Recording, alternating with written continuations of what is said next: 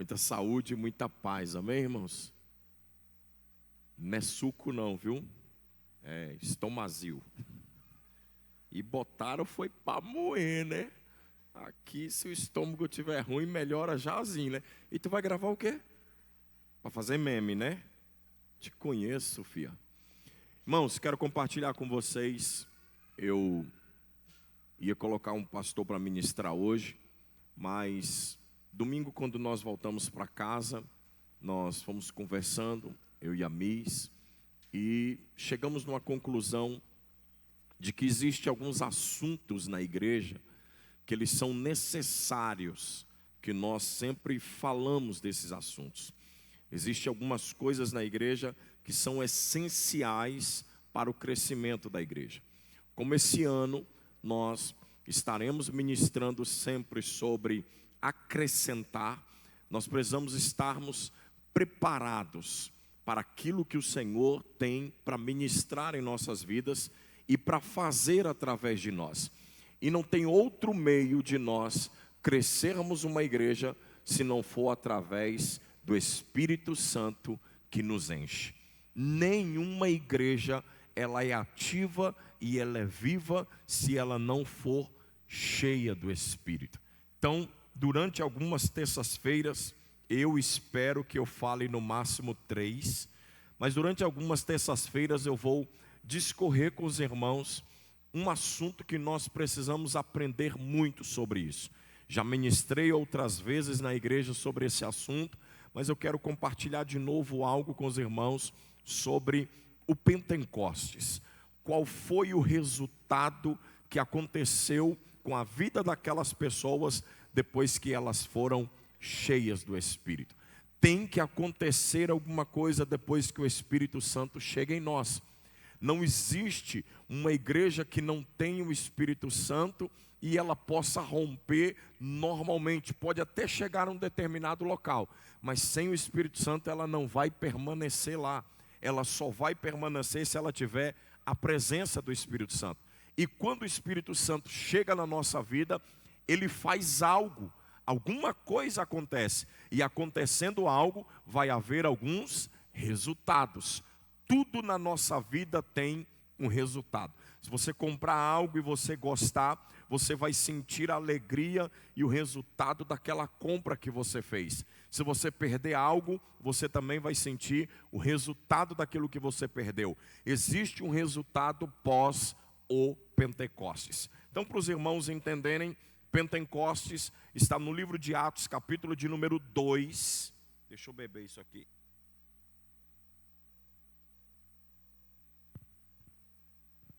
Amanheci com o estômago meio ruim hoje. A Ruth, cadê a Ruth? Está aí? Ruth, você me quebrou hoje, hein? Fui almoçar lá na casa na Ruth hoje. E quando eu terminei de almoçar, falei que estava com o estômago ruim. E ela veio com chá. E eu não sei o que tinha no chá, Diogo. Mas ela botou um monte de casca de pau. O que tinha no chá? Muita coisa. E eu terminei de tomar o chá, vim para cá e eu estava estudando isso aqui. Eu já estava debruçando em cima do iPad. Falei, Valmir, a Ruth me envenenou. Saí daqui 4 horas, fui em casa correndo. Normalmente na terça eu fico o dia inteiro. Fui para casa, já cheguei em casa já nas últimas para dormir. Acordei ainda agora, a Miss me gritando, ei amor, tem culto e você que vai pregar. E eu vim na marra, porque a Ruth me deu algum veneno hoje, eu não sei o que era. Flor de lis. Tinha o quê, Ruth? Era para descansar, maravilha. Então, o Pentecostes, para os irmãos terem ideia e para os irmãos entenderem, livro de Lucas, capítulo de número 24 e versículo de número 49, o Senhor Jesus chamou os discípulos e ele deu uma ordem para os discípulos, que os discípulos deveriam permanecer em Jerusalém. Todo o livro de Atos, você conhece a história. O livro de Atos é o livro que conta a história dos apóstolos. Você pode olhar que o título do seu livro aí é Atos dos Apóstolos. Então, o livro de Atos conta a história dos apóstolos e tudo que os apóstolos fizeram. Agora, quando a Bíblia fala sobre o Pentecostes, a Bíblia diz que o Pentecostes foi uma promessa que o Senhor Jesus fez para os seus discípulos, em Lucas 24, 49. Além disso, em Atos capítulo 1, a partir do versículo de número 1 até o 14, a Bíblia diz que Jesus também deu uma palavra para os discípulos, que eles deveriam permanecer em Jerusalém, até que do alto eles fossem revestidos de poder. Agora a Bíblia diz que eles estão reunidos em um ambiente, preste bem atenção, uma congregação de 120 pessoas está reunidas num local. Eu não sei quantas pessoas nós temos aqui hoje, mas nós temos nessa média de 100 pessoas, 100, cento e poucas pessoas.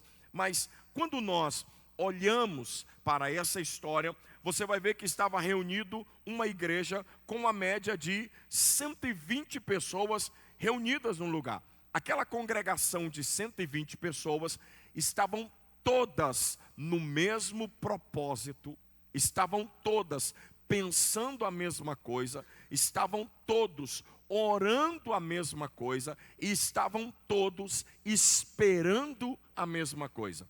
Então a Bíblia diz no capítulo de número 2, que a promessa que o Senhor havia feito em Lucas 24, e a promessa que o Senhor havia feito em Atos capítulo 1, a Bíblia diz então que há o derramamento do Espírito sobre a vida de todos aqueles que estavam. Para os irmãos entenderem melhor, os mais novos, mais antigos já devem ter visto eu falar sobre isso. Os mais novos, para entender melhor, o que é Pentecostes? Pentecostes era uma festa que se acontecia, o que é isso? Era uma festa que acontecia, que é isso, Jesus? Que é isso? Não faz isso não. Uma festa que, ainda bem que eu mesmo me corrijo, né? Uma festa que acontecia 50 dias após a Páscoa. Então, vocês sabem que Jesus morre na sexta-feira, no domingo vem a Páscoa, conta 50 dias após a ressurreição de Jesus, seria o dia do Pentecostes, 50 dias após a ressurreição de Jesus. Como assim, pastor? A Bíblia diz que Jesus ficou 40 dias com os discípulos após ele ser ressurreto dentre os mortos. Jesus permanece 40 dias com os discípulos. Em Atos capítulo 1, a Bíblia diz que é a ascensão de Jesus. O que é a ascensão de Jesus?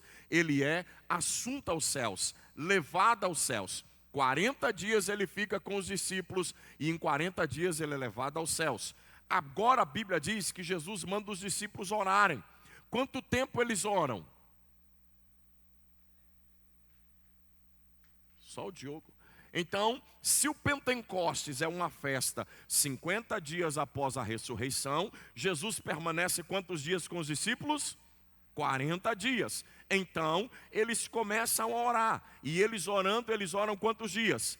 10 dias. Porque 10 mais 40 que Jesus está, é o dia de Pentecostes. No Antigo Testamento, o dia de Pentecostes... Isso é para não passar mais aqui, passa por lá. No Antigo Testamento, o dia de Pentecostes também é o dia de 50 dias após a Páscoa. Então escute, agora a Bíblia diz que uma igreja com 120 pessoas vai orar. Quantas pessoas vão orar? Na verdade, a Bíblia diz que eram 500 pessoas. 500 foram orar, mas 380 desistiram.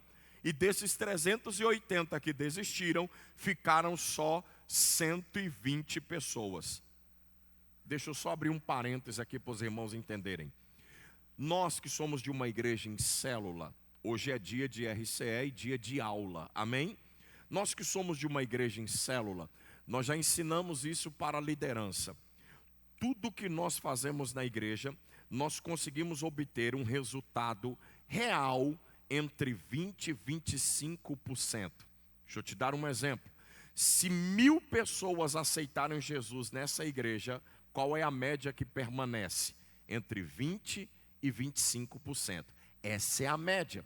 Se 100 pessoas passaram no encontro com o amor de Deus, qual é a média que a gente consegue segurar dessas 120, dessas 100 pessoas que passaram? 20 ou 25. E isso é a média de uma igreja boa. É a média de uma igreja firme. Porque se essa igreja não for boa, a média cai de 15% a 10%. Então, se nós já ganhamos nessa igreja aqui 1.000 pessoas num ano, então a média que nós vamos conseguir alcançar no máximo é 200 pessoas. Começa o CCE, 40 pessoas começam o CCE. Oh Jesus, me ajuda. Quantas pessoas se formam no CCE? 10, 12, 15. Pergunte quantos terminaram o CCE e o CTD, você vai entender. Essa é a média. A gente entrou em desespero, em parafuso no início, ficava agoniado, desesperado. Não adianta. Por isso que eu digo, célula que não multiplica, ela tem 10 membros. Se ela não multiplicar urgente, a média do que segura nos 10 membros da célula é quantos? 2 ou 3. Aí você fica amarrando 10 lá na sua célula, daqui a pouco sabe o que vai acontecer se você não multiplicar? Ela vai fechar. Porque a média que vai permanecer nessa célula é quantos? 2 ou 3, entendeu, Laene? Multiplica, Laene. Não fique com medo não, tem gente que fala, não, vai ter que ir um grupo para um lado, outro para outro, é tão legal, está todo mundo junto. Célula que não multiplica, fecha. Então, separa esses crentes aí e multiplica essa célula, amém? Fecha parênteses, vamos voltar para cá de novo. Então, quantos subiram para orar? Quantos subiram? 500 foram para o cenáculo orar. Quantos? Diogo. Quantos? Quantos desistiram? 120 é qual a média de 500? 120 qual é a média de 500? 25%. A média mais ou menos. 25, 22%. Agora, eles ficam orando. Imagina comigo, 120 pessoas orando. Ninguém orava em outro propósito. Todos oravam pedindo a mesma coisa. É que se nós tivéssemos entendimento em relação a isso, e eu falasse para toda a igreja hoje, todos que estão aqui, e eu dissesse assim, vamos orar, porque no mês de março vai ter um encontro com o amor de Deus, e todo mundo fizesse a mesma oração em 10 dias. 10 dias ninguém pediu nada, 10 dias ninguém buscou nada, 10 dias não teve nada pessoal, 10 dias não teve outra oração. Qual era a oração? Cumpre a sua promessa, Senhor. Derrama sobre nós o Espírito Santo. Havia sido profetizado no livro de Joel, capítulo de número 2, a partir do versículo de número 25, quando a Bíblia diz que o Senhor iria restituir tudo aquilo que tinha sido perdido pelos gafanhotos, cortador, migrador, devorador e destruidor. Agora a Bíblia diz no versículo 28 do mesmo capítulo 2 de Joel, nos últimos dias derramarei do meu espírito sobre toda a carne. Então a Bíblia diz que havia uma promessa para o povo de Israel. Havia algo que Deus havia prometido. Então 120 pessoas estão reunidos. Agora escute, irmãos, toda a igreja precisa aprender isso. Quando estamos reunidos no mesmo propósito, no mesmo sentido, no mesmo parecer, como Paulo disse, não tem como nós não recebermos respostas. A igreja orava. Agora imagina, 120 pessoas em um mesmo lugar. Escute, anote isso por favor. Como eu disse, eu vou falar muito tempo e sem pressa. Escute, existem muitas igrejas hoje no Brasil. Muitas igrejas. Existe, eu gosto de falar essa palavra, uma gama de igreja no Brasil. Estávamos agora há pouco falando, e o que mais nós temos visto hoje, sou obrigado a falar isso, são divisões de igreja. Está uma briga feia, está um negócio feio, está complicado, vergonhoso em algumas situações em relação à igreja. Agora são brigas de convenções, e briga de quem manda, quem não manda, divisões de igreja, trocam-se as placas achando que vão ficar melhor, fazem de todo jeito para não ficar debaixo de nenhuma autoridade, de nenhuma liderança, achando que vão romper e vão crescer sem estar debaixo de uma bênção de Deus, de uma liderança. Hoje estão discutindo por causa de presidentes de convenções. Não, está uma situação complicada, cada um quer levar para um lado. Mas o que a Bíblia diz? Que eles estavam todos reunidos. Anote, por favor. Naquela igreja havia unidade e propósito. Naquela igreja havia o quê? Havia o quê? O que é unidade, irmãos? Unidade é uma igreja estar unida no mesmo propósito e no mesmo sentido. Não é um ajuntamento de pessoas. Hoje existe muito ajuntamento de pessoas e pouca comunhão. Nós não estamos aqui num ajuntamento de pessoas. Quando nós olhamos para esse prédio, se nós trouxermos irmãos para cá, aqui nós podemos juntar nesse prédio sentadas 610 pessoas sentadas aqui nessas cadeiras.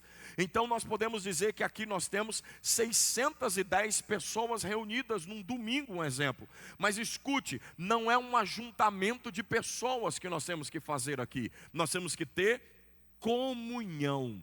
E o que é comunhão?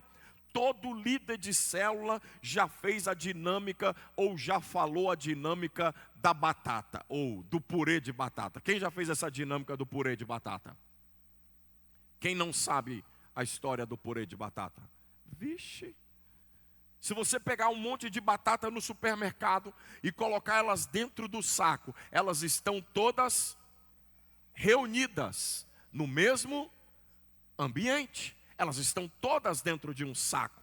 Aí você pega aquelas batatas todas e coloca elas dentro de uma panela para ferver. Elas continuam todas reunidas no mesmo ambiente. Agora você termina de cozinhar as batatas, coloca ela no prato e começa a amassar todas as batatas e mistura todas aquelas batatas juntos para você fazer um purê. Na verdade, ninguém amassa mais. Agora tem um negocinho assim que você aperta um botãozinho, coisa chique, pá. Missionário tem um negocinho que faz assim e o purê chega, fica lisinho. Quem já tem isso em casa? Estou fazendo propaganda, não sei nem a marca. Como é o nome? Mix? Que é isso? Então, você pega o mix e você mistura as batatas. Quando você mistura as batatas, dá para saber qual era a parte da batata maior, qual era a parte da batata menor? Não dá para saber, porque agora elas estão todas em comunhão. Elas estão todas no mesmo propósito. E qual é o propósito de todas elas juntas? Virar um purê. Então, nós podemos até estarmos todos aqui num saco de batata, mas está em comunhão, é todas está feito um purê de batatas, todas no mesmo propósito. Então, há muitas igrejas hoje que têm pessoas reunidas, mas poucas igrejas que existe comunhão. Existem células reunidas, mas existe poucas células que têm comunhão. Então, um ajuntamento de pessoas é uma coisa, e viver em comunhão é outra coisa. Existem muitas igrejas hoje que estão em oração, mas poucas estão em concordância. Se nós chamarmos os irmãos para orarmos aqui, como nós oramos todos os meses,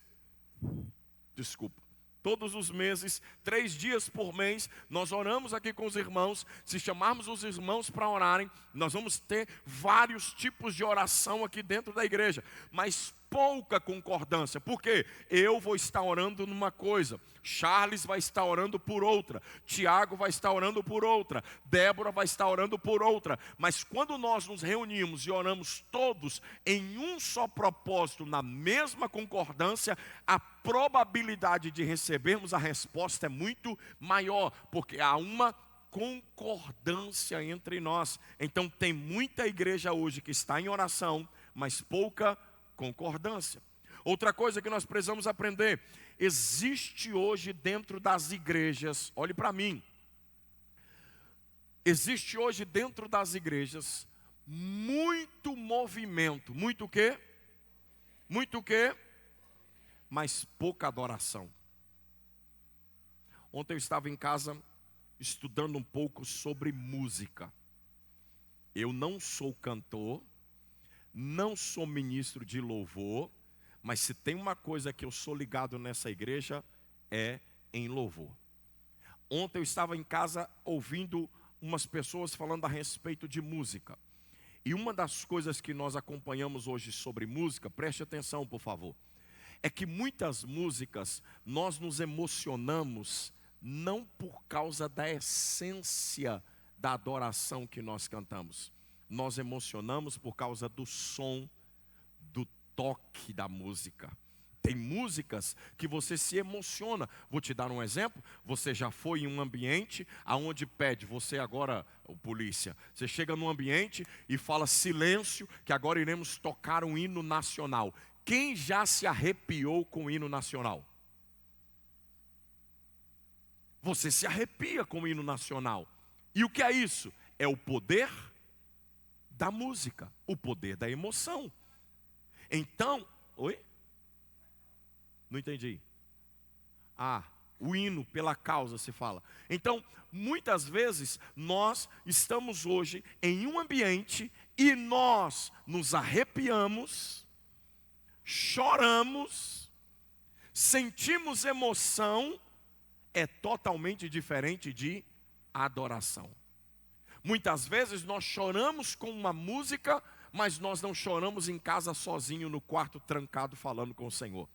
Estar no quarto sozinho trancado falando com o Senhor chorando é adoração. E muitas vezes dentro da igreja nós cantamos e nos emocionamos. Já viu o crente dizendo assim, eu amo essa música?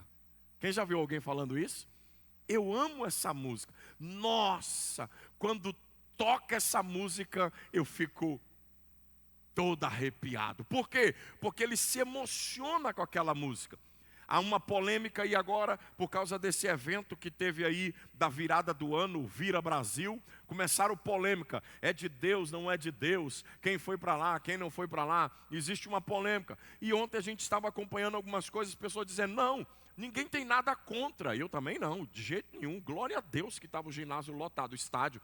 Então as pessoas estavam falando, é um show. Agora o que problema muitas vezes é a pessoa dizer assim, eu fui para lá só para sentir a presença de Deus.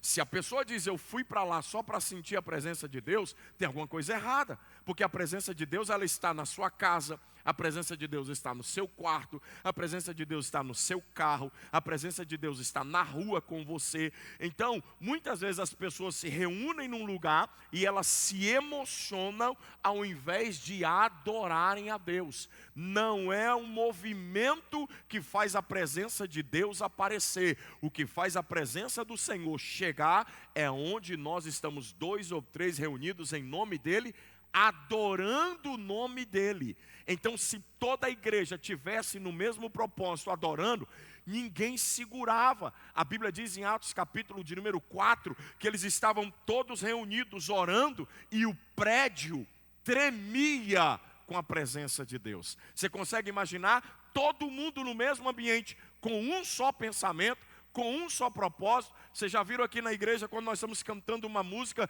e eu digo assim, silêncio. Os irmãos do meio para frente, fica todo mundo calado, quer ouvir só quem está lá atrás. Já viu fazendo isso? Por quê? Porque muitas vezes nós estamos numa igreja com 500, 600 pessoas, mas só tem 100 cantando e 500 está como?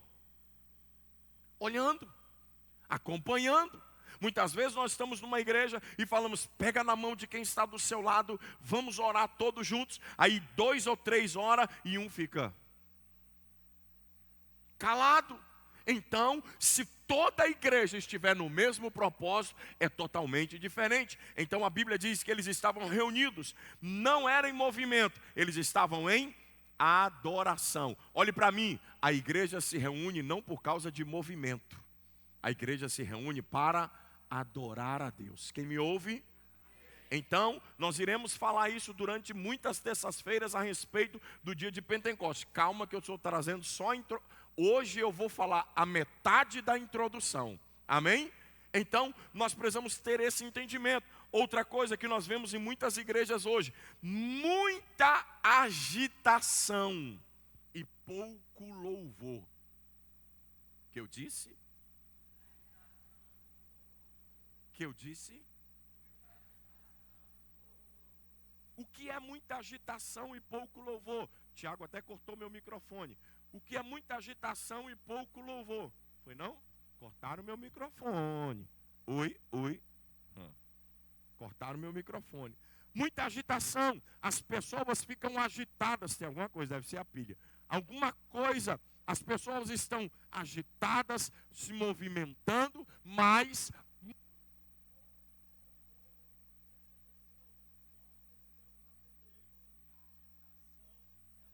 faz a presença de Deus aparecer. O que faz a presença de Deus aparecer é louvor, não é agitação. Se eu estou na igreja e eu começar a trazer para os irmãos uma palavra, ou começar a trazer para os irmãos uma música, e nós começarmos a pular e ficar toda a igreja agitada, vai ter duas coisas aqui na igreja de Marabá. Primeiro, vai todo mundo suar, porque é o calor normal. E segundo, vai estar todo mundo agitado. Louvor não é agitação. Louvor é diferente, irmãos. A Bíblia diz que eles estavam todos reunidos. E eles não estavam só fazendo um movimento. Eles não estavam só se agitando. Eles estavam cantando e orando, adorando ao Senhor. Tem muita igreja que tem muita agitação e pouco louvor. Nós não podemos entrar por este caminho. A igreja precisa aprender a viver aquilo que o Senhor preparou para ela. Outra coisa que nós temos visto hoje em muitos lugares. Deixa eu ver como é que eu vou falar a palavra. Existe hoje muita verbalogia. Procure ver se essa palavra está certa. Verbalização, talvez, não é essa palavra correta. Existe hoje muita teoria. Existe hoje muita palavra que as pessoas vão falando, e elas não vão conseguindo entender. É verbarrogia, se eu não me engano. Verbarrogia. É verbarrogia. Vê se é isso. O que é isso, pastor? As pessoas falam muito. As pessoas têm muito conteúdo, têm muita revelação, tem muita coisa, mas tem pouca unção. Não adianta. Hoje eu já fui em algumas igrejas, irmãos, e tem igreja que o camarada sobe no altar, ele tem tanta coisa para falar. Eita, Charles, vou matar a saudade sua agora, do Tiago e de alguns. Ele tem tanta história para falar, e ele fala tantos verbos, e no verbo tal, e dizendo a palavra do Senhor. Isso vem do verbo agitar. Agitar é um verbo que vem não sei da onde, não sei das quantas, e ele cria um negócio. É porque a palavra do Senhor, ela é infalível, inevitável, inerrável, ela é inefável, e ele começa a criar muitos verbos. Quero saudar a amada, gloriosa, respeitosa, santosa igreja. Tu lembra disso, né? Com a paz do Senhor, estava eu verbalizando a palavra que o Senhor havia me revelado, e quando eu perscrutava as escrituras sagradas, eu consegui exaulir dessas escrituras, que isso, hein? Aquilo que o Senhor revelou ao meu espírito, e ele fala tantos verbos, e você fica olhando para ele dizendo, o quê? E pouca unção. Então hoje, existe muitas igrejas que eles querem ter muita revelação, muita verbarrogia. Vê se é isso mesmo, verbarrogia. Que isso, rapaz? Estuda. Você não estudou, Débora. Você estudou engenharia, você é engenheira, você não é letras. Então, escute uma coisa, não adianta você ter muito verbo, muita palavra e pouca unção. Eu digo sempre para a missionária e para os irmãos que caminham mais próximos a mim, eu leio muitos livros. Eu poderia falar palavras mais difíceis, até brinco isso com a Miss. Eu poderia falar palavras mais difíceis, como hoje, viu? Como verborragia. Não conhecia. A irmã é advogada e não sabe disso, a outra é engenheira e não sabe disso. Cola em mim, vocês não sabem estudar. Agora, nós poderíamos, mas muitas vezes eu prefiro fazer o quê? Eu prefiro procurar uma palavra que é mais de entendimento para os irmãos, que os irmãos tenham muito mais percepção do que está sendo falado, do que você criar muitos verbos, muitas coisas. E hoje nós temos igrejas que tem tanta coisa. Moço, o pregador sobe aqui e ele começa a falar tanta coisa, que você fica olhando para ele assim e fica, meu Deus, será que um dia eu vou conseguir chegar até lá? Tem dia que nós estamos em casa e começam os pregadores a dizer, estava eu nesta madrugada e o Senhor veio e falou comigo. Aí eu já penso logo, estou desviado. Na hora, eu já me sinto um desviado. Por quê? Rapaz, Deus fala demais com esse povo. Você vai nos camaradas que revela aí, Deus me livre, tem uns revelador aí, tem uns profetas aí que agora é apóstolo, uns revelamentos aí, lá da sua cidade, lá do Rio de Janeiro. Moço, o cara passa o culto inteirinho, ele tem 50 revelação. Deus me revelou aqui agora. Deus me revelou aqui agora. Eu falo, rapaz, Deus desceu na terra só para ficar com esse cara. A gente fica, meu Deus, rapaz, Deus parou tudo, porque Deus veio só para mostrar tudo para ele. Você fica com vergonha perto disso. Então existe hoje muitas igrejas que tem muito verbo e pouca unção. A Bíblia diz que eles estavam todos reunidos, e se eles estavam reunidos, o Pentecostes veio naquele lugar, porque havia neles algo diferente, havia neles uma unção diferente. Ali eu acredito que eles não estavam procurando as melhores palavras, eles não estavam procurando as melhores frases, eles não estavam procurando frases de efeito, eles não estavam procurando nada, que Deus está mudando a sua geografia. Deus está mudando o seu ciclo, Deus está mudando a sua rota, Deus está, é tanta verborragia, você não sabe, nem sabia agorinha, e quer me corrigir, não sabia nem o que eu estava falando, agorinha, fala, olha aí, sabia de nada, verborragia, o que mais? Então, tem tanta coisa e tem pouca unção. Eu sempre disse aos irmãos e ensinei aos irmãos aqui, você quer orar, a primeira coisa que você precisa pedir para Deus é que Deus te dê graça, para que quando você estiver na frente, quando você estiver conversando com alguém, que haja unção em você, que transborde o que está em João 7,38, rios de água vivas flui de dentro de você. A igreja precisa ter unção do Espírito, amém? A igreja precisa ter o quê? Então, quero compartilhar com vocês dois aspectos relacionados ao Pentecostes. Primeiro, o Pentecostes que derramou a unção neles e depois através deles. Preste atenção, uma das coisas que nós precisamos aprender é que naquele dia houve uma experiência pessoal em cada um deles. Todos eles, a Bíblia diz que todos foram cheios. Todos foram cheios. Agora preste atenção, irmãos. Uma igreja com 120 pessoas reunidas. O Espírito Santo veio. E quem foi cheio? Quem foi cheio? Olhe para quem está do seu lado. Primeiro veja se ele está prestando atenção no culto ou se ele está mexendo no celular. Vou chamar pelo nome, que eu estou vendo quem está mexendo no celular. E vou chamar o nome.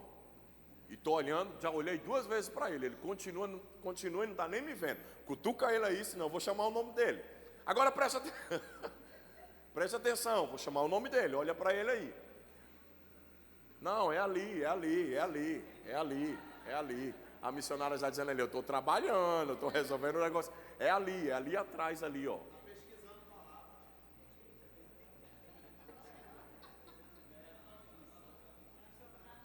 Está anotando, está anotando. Está pesquisando a verborragia, né? Então vamos lá, preste atenção. Houve naquele dia uma experiência pessoal para. Você consegue imaginar 120 pessoas reunidas e todos Não tem esse negócio de o Espírito Santo veio em 110 e 10 não receberam. Todos receberam.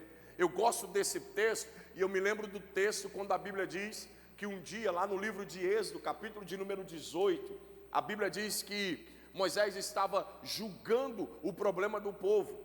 O seu sogro chegou até ele, Jetro, e disse para ele: você vai morrer se você resolver o problema de todo mundo. Separa homens que te ajude. E a Bíblia diz que Deus mandou Moisés separar 70 homens. Então Moisés escreveu uma lista com o nome dos 70. E a Bíblia diz que Deus falou: vou tirar da unção que está em você e vou derramar sobre eles. Deus não mandou, isso aqui é tão bom. Deixa eu abrir um parênteses aqui. Deus não mandou uma unção direto para os 70. Vou repetir. Deus não mandou uma unção para os 70. Deus tirou do líder e derramou sobre os 70. Porque os 70 não teria cada um uma visão e cada um uma unção. Os 70 receberia a visão e a unção que estava no líder.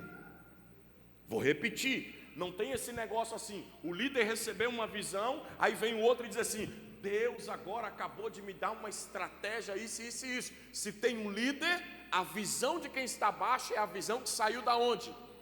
Do líder. Então Deus disse assim: eu vou tirar do espírito que está em você e vou derramar nos 70. Agora a Bíblia diz que quando veio a unção sobre os 70, só tinha 68 no arraial. 2 não estavam lá, 2 estavam fora do arraial. E os 2 que estavam fora do arraial, a unção foi derramada neles lá fora, porque eles estavam na lista, tinham a mesma visão, estavam na lista, mas eles não estavam reunidos ali, eles estavam lá fora. Aí a Bíblia diz que vem alguém correndo e diz assim: olha, Moisés, tem alguém lá fora profetizando em teu nome. Josué já passa a mão na espada e diz: pode deixar que eu vou lá resolver, chefe. Moisés disse o quê? Não, calma aí, não faça tal coisa, é um dos nossos. Se ele não é por nós, ele também não é contra. Quando foram lá, a Bíblia diz que lá fora tinha 2 homens. Lembra o nome deles? Não fala. Quem lembra o nome deles? Levanta a mão. Quem lembra o nome deles? Levanta a mão. Não fala, só levanta a mão. Quem lembra o nome? Só o Júnior? Nem os outros não lembram? Nome deles? Eudade. Aí agora vocês lembram, né? Eudade e Medade. A Bíblia diz que Eudade e Medade também receberam lá fora, porque havia algo no coração deles, propósito. Agora a Bíblia diz, lá no livro de Atos capítulo 2, que estavam 120 reunidos. Quantos? Nós vamos falar isso toda terça. Quantos? E quem recebeu? Quem recebeu? Por quê? Porque estavam todos com o mesmo pensamento, todos com o mesmo propósito. A igreja não vai para frente se todos não tiverem a mesma visão. Não adianta você estar pensando uma coisa e outra. Nós temos 4 redes nessa igreja. Se cada rede estiver pensando uma coisa diferente, nós vamos ter problema. Se todos estiverem pensando a mesma coisa, nós iremos romper. Esse ano é ano de acrescentar nas nossas vidas. Todos nós receberemos acréscimo. Obrigado, missionária. Ela está ali, viu? Todos nós recebemos acréscimo. Acrescentidade eu ia falar. Que isso, Jesus? Tem hora que eu gasto e tem hora que eu não sei. A mente bugou, né? Então, todos nós receberemos acréscimo, viu? Ela está ligada ali. Todos nós receberemos acréscimo este ano. Mas temos que entender, cada um quer uma coisa. Mas quando se fala em igreja, precisa ter a mesma visão. Uns querem casa, outros querem carro, outros querem emprego, outros querem prosperidade, mas quando se trata de igreja, todos precisam ter o mesmo pensamento. Queremos crescimento desta casa. Amém? Aumentou o espaço, agora a gente precisa de gente. Agora o que a Bíblia diz? Que eles estavam todos reunidos e teve uma experiência. Que experiência eles tiveram? Uma experiência pessoal. Ei, todos os discípulos já eram salvos. que eu disse? Todos os discípulos já eram salvos. Todos os discípulos já tinham recebido uma porção do Espírito Santo. Eles já tinham sentido algo neles. Abre aí para mim, livro de João, capítulo 13, versículo 10. João 13, 10. Vamos lá. 1, 2, 3.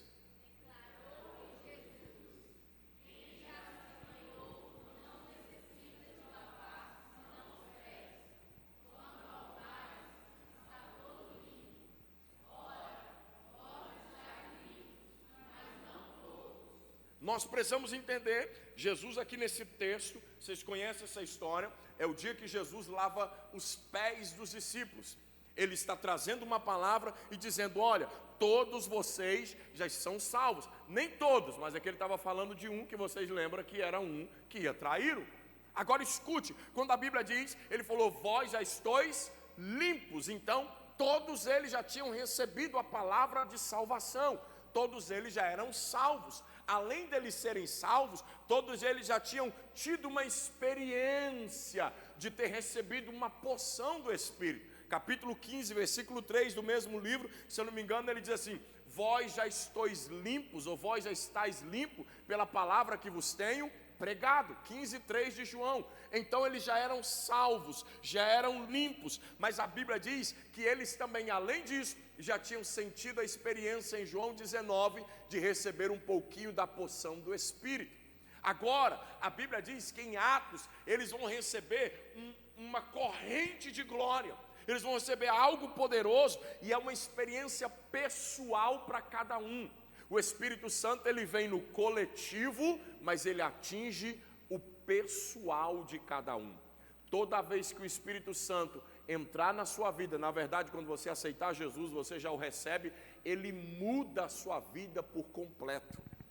Ele te traz limpeza. Olhe para mim, quem aqui já tem o Espírito Santo?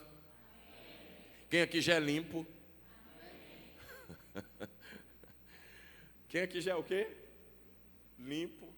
Quando o Espírito Santo vem na minha vida, ele traz mudança. Mudança de comportamento, mudança de atitude, mudança de linguagem, mudança em todas as áreas. Tem gente que vem à igreja, diz que recebeu o Espírito Santo, diz que está cheio do Espírito Santo, diz que a glória de Deus o invadiu, diz que recebeu a unção, ele até falou em línguas no culto, mas o comportamento dele é o mesmo. Ele aprontava no mundo, ele continua aprontando, ele fazia coisas erradas no mundo, ele continua fazendo, ele no mundo usava um tipo de roupa, continua vestindo, ele no mundo tinha um tipo de atitude, continua tendo. Não adianta dizer que recebeu o Espírito Santo e não ter a vida mudada. Quem recebeu o Espírito Santo, a Bíblia diz, vós estáis limpos pela palavra que vos tenho dito. Se eu recebi o Espírito Santo, a minha vida foi mudada por completo. Quem recebeu, recebeu também mudança de vida. Nós precisamos ter esse entendimento. O Espírito Santo muda a nossa vida por completo. Chacoalha quem está do seu lado, diga, tem o Espírito Santo aí? Tem? Pergunta. Tem? E por que não mudou? Olha para mim de novo. Pergunta para ele. Tem o Espírito Santo aí? Tem? E por que não mudou? Agora pergunta para ele. Tem mesmo? Porque nós precisamos ter entendimento. O Espírito Santo muda. Ele já tinha a unção do Espírito Santo, já via sobre eles. Coloca aqui para mim Romanos capítulo 8, versículo 9. Romanos 8, 9. Quem está entendendo, diga amém. Amém. Romanos 8, 9. Leia bem alto. 1, 2, 3. Vós...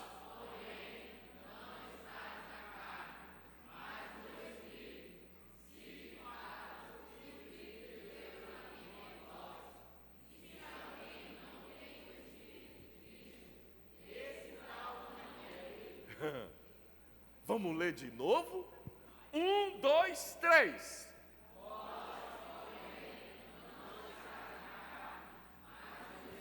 segura aí.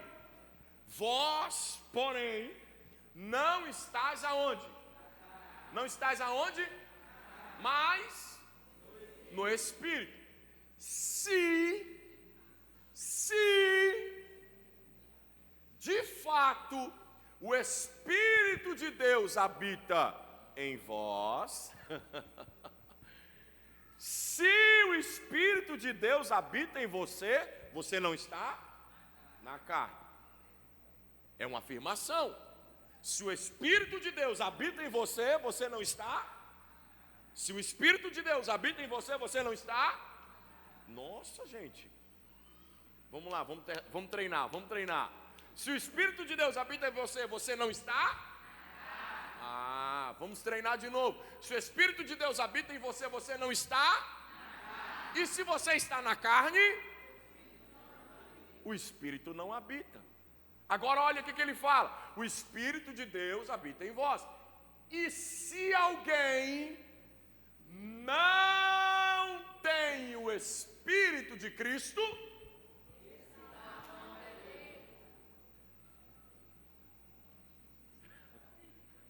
olha como Paulo chama o cara, ou a pessoa,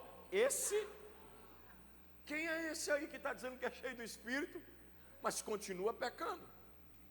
Quem é esse aí? Quem é esse tal? A gente tem hora que está lá em casa, e eu já falei, tem um programazinho que a gente gosta de assistir quase todo dia. Quando a gente está lá, eu falo, rapaz, eu nunca nem ouvi falar nesse caba. Quem é esse aí? Quem é esse tal? Porque se o Espírito de Deus habita de verdade em você, a sua vida é diferente. Se você tem o Espírito Santo, você não age mais na carne. É isso que a Bíblia está nos ensinando. A Bíblia diz que o Espírito de Deus foi derramado sobre eles, e eles tiveram uma experiência naquele dia. Sabe o que Deus vai fazer conosco durante esse mês de janeiro e o mês de fevereiro, nas terças-feiras?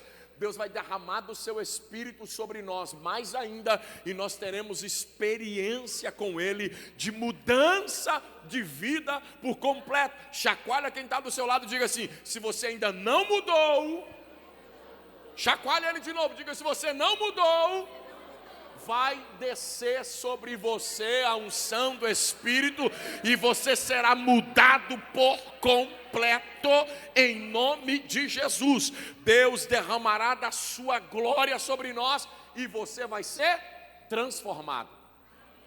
E você vai ser? E você será?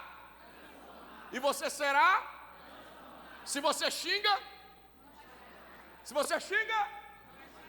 Se você anda fazendo umas coisinhas que não pode, se você anda vendo umas coisinhas que não pode, não vai mais ver. Então, eu vou orar, Brenda, para quem vê o que não deve no celular, queimar na mão dele. Quem concorda, levanta a mão. Quem não levantou a mão é por quê?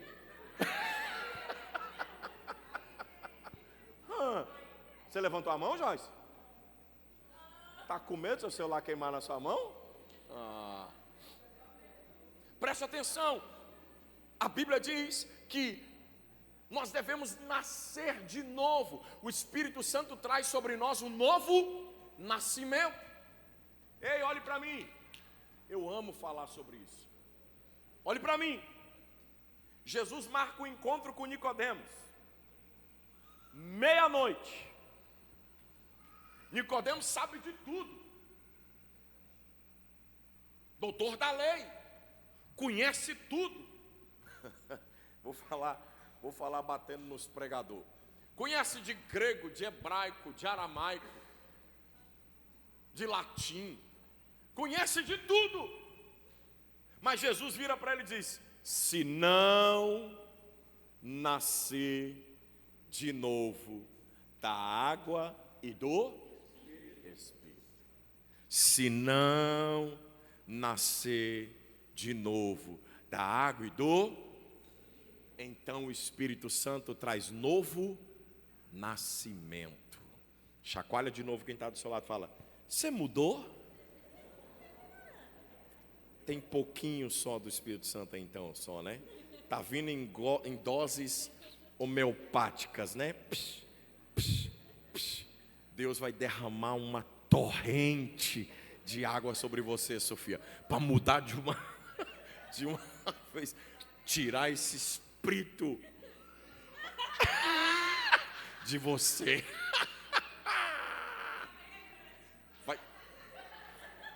Vai virar o dedo da sim para sim,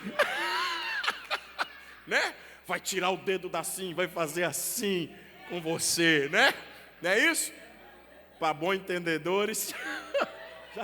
Olha lá, está dizendo, balançando a cabeça assim para não dizer isso. Vai tirar o dedo da esquerda e vai botar na direita. Vai sair da esquerda e vai botar na direita. Bando de sem ter o que fazer. Aqui é de direita, tá ok? Tá gravando lá pensando que eu tô com medo. Vai sair da esquerda e vai entrar na direita. Charles que se vira depois para cortar. Tô nem aí. Escute. Tá ok? Deixa eu voltar, deixa eu me conter de novo. Entendeu, Sofia? Vai sair daqui, o Espírito Santo vai alcançar você. Agora, é brincadeira, irmã. Sofia não faz o L não, que ela não é doida. Olhe para mim. Quando o Espírito Santo vem, ele muda por completo. Ele o quê? Nos muda por completo. Foi só brincadeira em questão de política. Esquece isso, volta para Jesus.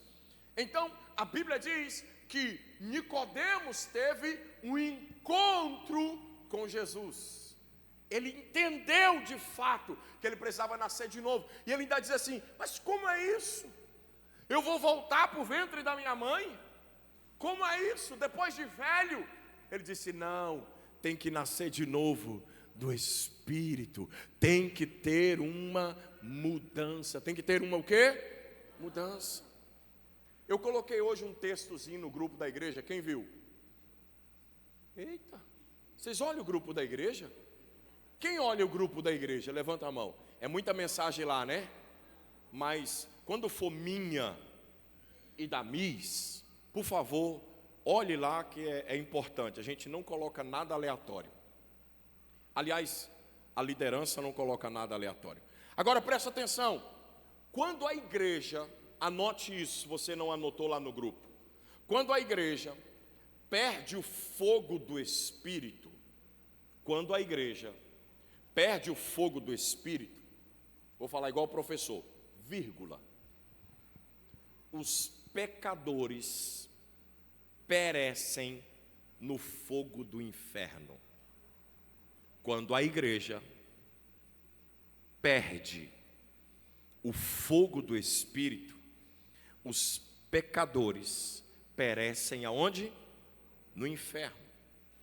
Só uma igreja aquecida pelo fogo de Deus pode arrebatar as pessoas do fogo da condenação.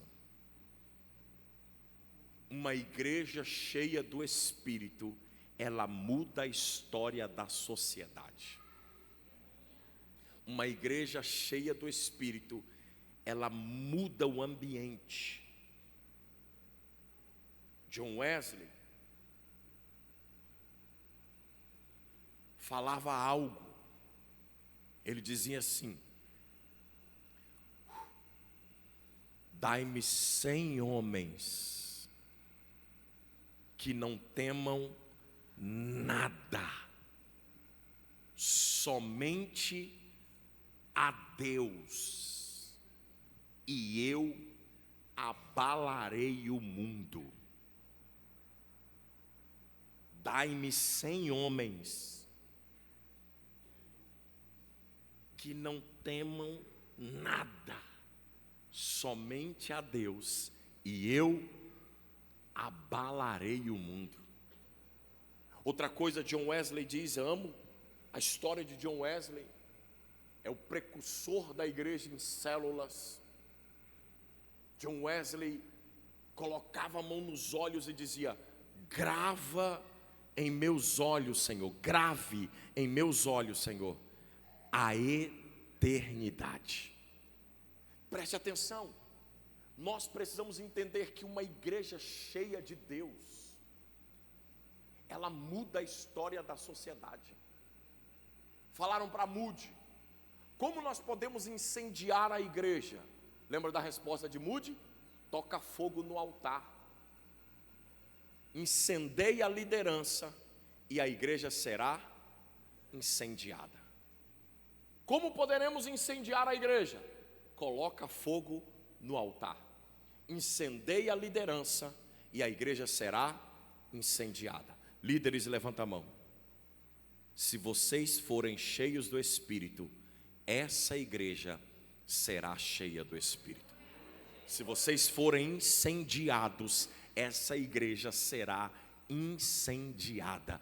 E se essa igreja for incendiada, onde a gente andar, nós não vamos ter só aquela camisetinha escrito incendiados, não. Não é só aquela camiseta igual essa que está com o pastor Valmir escrito incendiados, não. É aonde nós andarmos, as pessoas vão sentir a presença do Espírito Santo em nós. Eu já disse isso, você consegue imaginar nós entrando numa rua, 100, 200, 300 pessoas entrando na rua, você consegue imaginar uma igreja cheia do Espírito? Uau, agora veio algo poderoso, uma igreja cheia do Espírito entrando na rua, aonde tiver um demônio, aonde tiver uma maldição, vai começar a cair por terra. Por quê? Porque aquela igreja cheia do Espírito vai mudar aquele ambiente, vai mudar aquele lugar. Vocês talvez não entendem isso. A Bíblia diz no livro de Marcos, capítulo de número 15, Marcos capítulo 15, a Bíblia diz que os sinais seguirão aos que creem. Quando nós viemos aqui para esse lugar, aqui onde nós estamos nesse prédio, os primeiros dias que nós entramos aqui, isso aqui era um breu. A gente morria até de medo de dizer: meu Deus, como que vai ser isso aqui durante o dia? Vai ser um breu aqui. Vai ficar um negócio escondido, vai ficar um negócio esquisito. Se você prestar atenção e passar o dia nessa igreja, você já pode olhar, meu irmão, tem movimento aqui de todo jeito, sobe e desce carro aqui toda hora, e a polícia, e a DMTU, e é carro subindo e descendo, e agora tem empresa aqui, tem empresa ali, tem empresa ali do outro lado, tem asfalto, e agora tem faixa de pedestre, tem quebra-mola, tem multa também, agora para quem descer ao contrário tem multa. Aí, agora o movimento está aqui, quem passa ali na rua enxerga que é a igreja. As pessoas hoje todas dizem assim: aqui ficou muito mais bem localizado do que quando nós estávamos lá na 28, ficou muito melhor. Por quê? Porque a igreja chegou nesse ambiente. Aonde a igreja chega, muda. Eu estou falando só na situação em questão ao prédio. Só o prédio mudou o ambiente. Você consegue imaginar a sua presença cheia do Espírito? Aonde você chegar, tem que mudar o ambiente. Uma igreja cheia do Espírito, ela tira pessoas que estão condenadas ao inferno. Mas se a igreja não tiver unção, a condenação é real para muitos. Sabe o que vai mudar a história de Marabá? É quando a igreja estiver entendendo que nós precisamos estarmos cheios do Espírito, mudando a história dessa cidade. Quando nós começarmos a olhar todos para o mesmo propósito, para o mesmo sentido, para o mesmo parecer, não é só os irmãos, mas os pastores dessa cidade também. Nós precisamos ter esse entendimento. Quantas vezes que nós estamos em reunião de pastores, eu sempre tenho uma palavra para os pastores. Antigamente era presidente, eu dizia isso, falando: nós precisamos nos unir, nós precisamos falar a mesma linguagem. Quando chama para uma oração, ninguém vai. Quando chama para um projeto, ninguém vai. Cada um trabalhando por si. A igreja não rompe, mas o dia que a igreja entender quem nós somos, nós temos o poder de mudar a história da sociedade, de mudar a história da cidade e de mudar a história do mundo através da igreja. A igreja tem o poder extraordinário, se a igreja tiver entendimento de quem ela é. Quantos me ouvem? Então nós precisamos entender que nós temos que inflamar essa igreja, trazer uma unção sobre essa igreja. Eu lembro do texto, se eu não me engano, do livro de 1 Reis, capítulo 17. Elias com os profetas de Baal, é isso? Elias com os profetas de Baal, 17. O livro de 1 Reis, capítulo de número 17. 18, obrigado. 1 Reis, capítulo de número 18. Elias com os profetas de Baal. Preste atenção. Tinha lenha. Tinha o quê? Tinha o quê? Tinha oferta. Tinha o quê?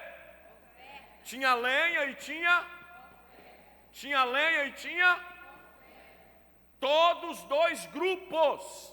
Tinha lenha e tinha oferta. O que eu disse? Os dois grupos tinham o quê? Mas só um tinha fogo. Os profetas de Baal tinham lenha, tinha ou não tinha? Tinha oferta, tinha ou não tinha? Tinha. Tinha lenha e tinha oferta.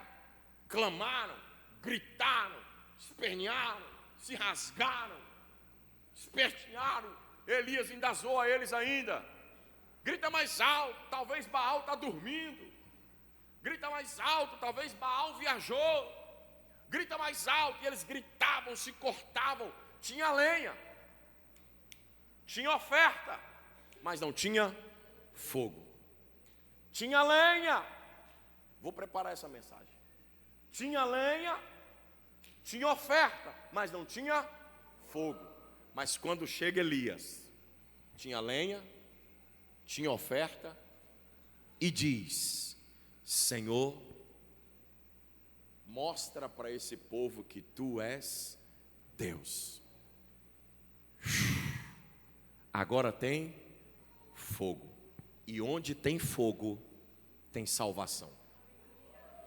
Onde tem fogo, na hora que o fogo caiu, que consumiu a lenha, que consumiu a oferta, todos os profetas de Baal e todo o povo ajoelhou dizendo: só o Senhor é Deus.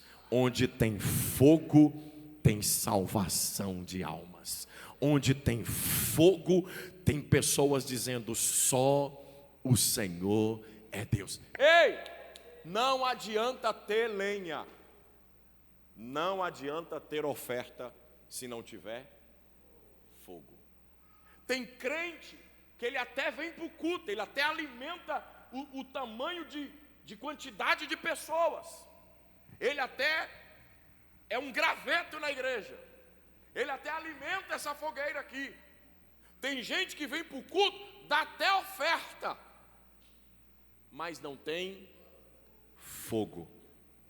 Onde tem unção, tem salvação. Onde tem fogo de Deus, tem salvação de almas. Então olha para quem está do seu lado, chacoalha ele aí, pergunta: tem lenha? Tem oferta? Tem que ter também. Tem que ter o quê? Fuego. Tem que ter o quê? Fuego. Tem que ter o quê? Fogo. Lembrei dos pregadores agora. Deixa quieto, volta para cá para não sair. Não adianta, não basta só ter lenha, não basta só ter oferta, é preciso ter fogo. É preciso ter unção. Nós precisamos ter uma experiência gloriosa de uma igreja cheia do Espírito Santo. Olha, irmãos, olhe para mim, por favor. Somos uma igreja viva, sim ou não? Somos uma igreja ativa, sim ou não? Somos uma igreja que canta, que ora. Somos uma igreja que prega. Somos uma igreja que, se for preciso pular, nós pulamos. Somos uma igreja que, se for preciso gritar, nós gritamos: nós gritamos. Somos uma igreja que, se for preciso fazer qualquer coisa, nós fazemos. Mas nós não podemos ser conhecidos só por uma igreja barulhenta. Não podemos ser conhecidos só por uma igreja ativada. Não podemos ser conhecidos só como uma igreja que faz barulho. Não podemos ser conhecidos só como uma igreja alegre e feliz. Não podemos só ser conhecidos como uma igreja que tem louvor ou que tem palavra. Temos que ser conhecidos por uma igreja cheia do Espírito Santo. Esta casa tem que ter essa identidade. Eu quero ir lá naquela igreja, porque quando nós chegamos lá tem muitos irmãos que são cheios do Espírito Santo. Sabe aquele negócio que a gente tinha medo antigamente? Tiago vai lembrar disso, Charles também. Quando a gente chegava em alguns lugares que tinha aquelas irmãs do coque, aquelas irmãs que você olhava para a cara dela, você já tinha medo que elas eram, não era cheia não, elas eram tampadas camadas de glória. E ela vinha marchando assim na sua direção, o coração já começava a acelerar e dizia: ai meu Jesus, lá vem ela para cima de mim. Quem já teve essa experiência? Quem já foi lá dos... quem tem um pezinho lá na azulzinha, já sabe, já foi lá na azulzinha. Quando você ia para o círculo de oração, aquelas irmãs do coque, e elas começavam a orar, e ela dizia assim: irmão Tiago, fica aqui no meio que nós vamos orar por você. Já tinha que ir confessando tudo, irmão. Ó, eu vi. Eu errei, eu confesso, eu menti, eu pequei, eu xinguei, eu joguei bola. Eu joguei bola, eu confesso, eu vi o que não deve. Eu vi uma revista. Antigamente era isso, hoje não tem mais. Eu vi. As irmãs já vinham marchando na sua direção. Irmão, já dava medo. Culto de ceia. Papai, já tinha que confessar, bem antes. Quem lembra? Lembra, né? Léo, tu tem um pezinho lá na azulzinha, eu sei. Tu veio de lá. Olha para mim, irmãos. Tá na hora. Claro que as irmãs não vão voltar a usar coque aqui, né? Podia até fazer isso, mas não vão. Peraí, a Débora, peraí.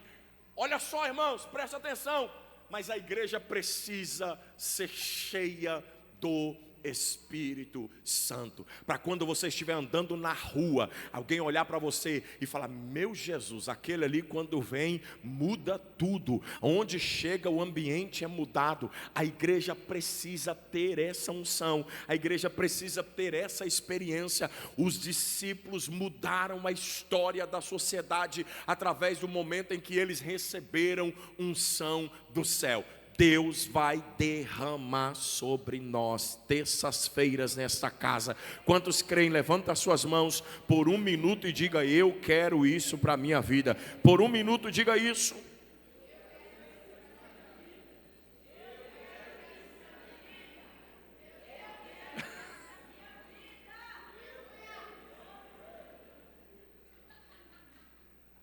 Quando os discípulos foram cheios do Espírito, eles começaram a falar das grandezas de Deus. Eles receberam a unção. Pedro na hora levanta e começa a pregar um sermão. Quando você é cheio, você fala do poder de Deus. Quando você é cheio, por onde você vai, a glória de Deus é falada através de você. Olhe para mim. Todos nós precisamos entender isso. Temos que começar a glorificar a Deus. Por quê? Porque nós somos cheios de Deus. Quem é cheio de Deus, fala. Quem é cheio de Deus? Quem é cheio de Deus?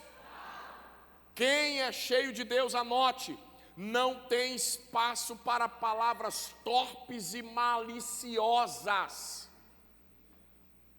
Quem é cheio de Deus não tem tempo para intrigas. Conhece crente que tem intriga um com o outro? Conhece? Sim ou não? Sim ou não?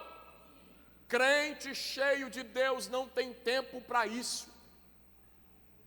Crente cheio de Deus não tem tempo para outras coisas. Cheio de Deus não tem tempo para brigas. Quando eles estavam reunidos todos no mesmo lugar, não havia intriga entre eles, não havia briga entre eles, não havia acusações entre eles, não havia problema entre eles. Pastor, onde tem gente tem problema, podia até ter, mas não aflorava isso, porque a Bíblia diz que eles estavam orando todos, reunidos, no mesmo propósito, buscando a glória de Deus. Toda visão pessimista acabou naquela hora. Será que vai dar certo? Será que nós vamos romper? Será que nós vamos crescer? Esquece isso, irmãos. Quem é cheio de Deus não é pessimista. Quem é cheio de Deus? Quem é cheio de Deus? Quem é cheio de Deus? Olhe para quem está do seu lado, diga: quem é cheio de Deus não é o quê? Não é? Então olhe para mim. O que eu preciso hoje, pastor? Ser cheio. O que eu preciso? O que eu preciso? Acabou o pessimismo. Você precisa entender que eles estavam cheios de entusiasmo, vibração, cheios da grandeza de Deus, cheios da glória de Deus, cheios do Espírito de Deus. E é isso que nós precisamos fazer, sermos cheios de Deus. Quantos querem isso? Fique de pé e vamos orar. Semana que vem a gente continua.